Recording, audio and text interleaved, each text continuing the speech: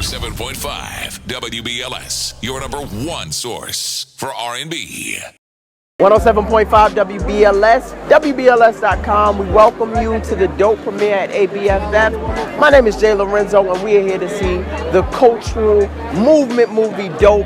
I can't wait to see it. If you're a fan of old school hip hop, if you're a fan of good filmmaking, you're gonna be a fan of Dope. We're gonna go inside, we're gonna talk to some people. You'll be able to see some stars, get your old school 90s pose on, and we'll catch you on the flip side. Peace.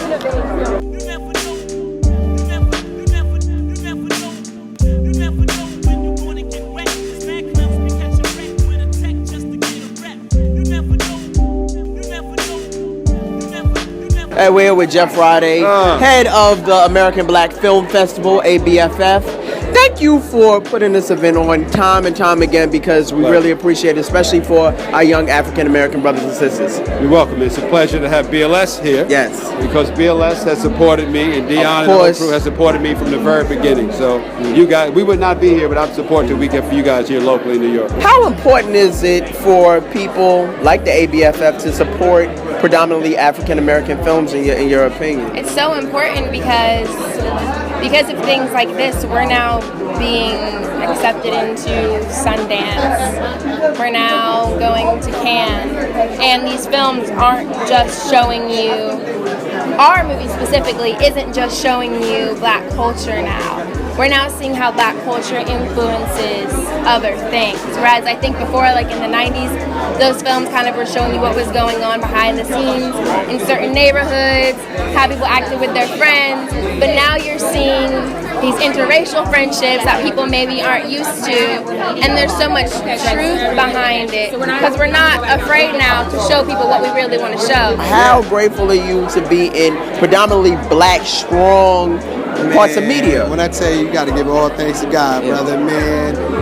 To be a part of the films that I'm part of, with Blackish, with Dope, with Straight Outta Compton. Man. I'm now on Survivor's Remorse. Wow. Another show called You're the Worst, and I got a film with me and Diggy Simmons called The Startup on BET coming out in September, man. So we rolling right now, baby. So you were just totally black oriented, like you're in every black movie. Yeah, something like that right now. Something like that. Yeah, we there. I'm in that mix right now. Right. Yeah. I know that you are a hip hop fan. I am. How big was it working, or know that this movie was produced by Pharrell and P. Diddy? How big was that for you?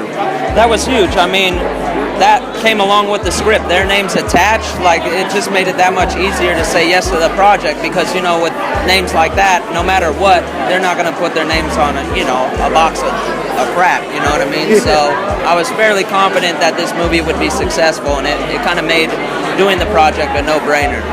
Who is your favorite 90s or 80s old school hip hop act? Okay. I want to say I liked R&B, so this is hard. Like Okay, SCW. that's fine. I'm a Jodeci fan myself. Yeah, but I really like Tupac, which I've always known who he was because my mom really likes Tupac. But I think because I was like younger, I didn't get into it like everybody else did.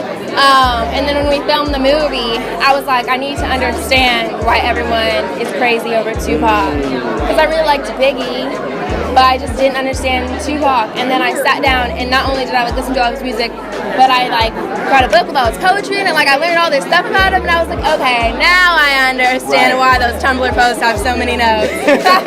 Now I get it. So now Tupac isn't my fucking favorite. Yeah. Yes. Because I think he's so much bigger than hip hop. He's just a cultural figure. Exactly, and he's literally like, if you made a movie about what's going on in Tupac's head, I feel like part of it would be this movie. Of course. As a matter of fact. I'm very impressed by you because you made The Wood, which was a coming-of-age story, and you're back almost 20 years later, a little bit. Yeah. 20 years later. What transcends, what makes you want to write these coming-of-age stories, man? Well, I mean, I think that it's something that connects us all. Obviously, that period in our lives isn't unique to any culture, to any race. And so, I felt like I was hearing a voice from this generation coming up, and I felt like there was time to kind of revisit this story, but with a new voice for a new generation. Make sure you go support the movie Dope, out June 19th.